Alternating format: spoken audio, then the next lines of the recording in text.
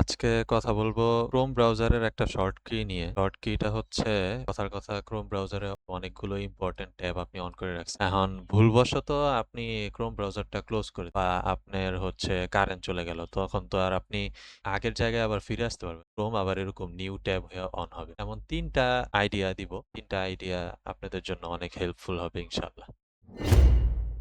প্রথম আইডিয়াটা হচ্ছে ক্রোম ব্রাউজারে যাইতে হবে। ক্রোম ব্রাউজারে গিয়ে উপরের ডান পাশে থ্রি ডটে ক্লিক করে সেটিং এ যদি আপনি যান, বাম পাশে এখানে দেখবেন অন স্টার্টআপ লেখা আছে।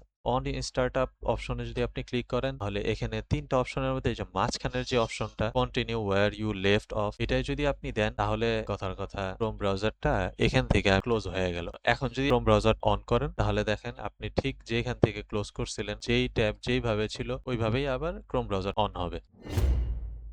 আপনি কথার কথা নিউজ পড়তে অনেক পছন্দ করেন। কারণ আপনি চান যে আমি ক্রোম ব্রাউজারটা অন করলেই আমার নিউজ ট্যাবটা অন থাকবে, বা আপনার গুগল মেইল অনেক প্রয়োজন হয়। আপনি কি করবেন, এই ট্যাবের উপরে রাইট সাইডে ক্লিক করলে দেখেন একটা অপশন আছে পিন। আপনি যদি পিন অপশনে টিপ দেন, তাহলে আপনার এই ট্যাবটা এখানে পিন হয়ে যাবে। এরপরে জিমেলটা যদি করি, জিমেলটা পিন হয়ে গেল। এরপরে হচ্ছে ধরেন এই যে গুগল প্লে স্টোরটা করি, পিন হয়ে গেল। এখন ক্লোজ করে দেওয়ার পর আবার যদি ক্রোম ব্রাউজার অন করেন, দেখেন নিউ ট্যাব আসবে, কিন্তু আপনি যেগুলো পিন করে রাখতে চাইছিলেন ওগুলো আবার এখানে পিন হয়ে আসছে। এই যে আপনি নিউজ চাইছিলেন, জিমেল চাইছিলেন, প্লে স্টোর চাইছিলেন, প্লে স্টোরটা পিন হয়ে গেছে। আপনি যদি আনপিন করতে চান, রাইট ক্লিক করে আনপিন, রাইট ক্লিক, আনপিন।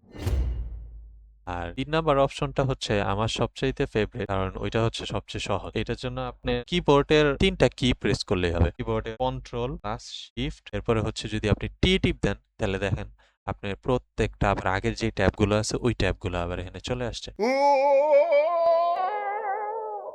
আজকের ভিডিও এই পর্যন্তই ছিল। ভিডিওটি যদি ভালো লেগে থাকে তাহলে একটা লাইক দিবেন। আর চ্যানেলটি সাবস্ক্রাইব করে রাখতে পারেন, যেন এই টাইপের টেক রিলেটেড ভিডিও আপনার কাছে সবার আগে আসে। আর যদি কোনো প্রকার হেল্প লাগে তাহলে কমেন্ট করে জানাতে পারেন। এ পর্যন্ত আল্লাহ হাফেজ।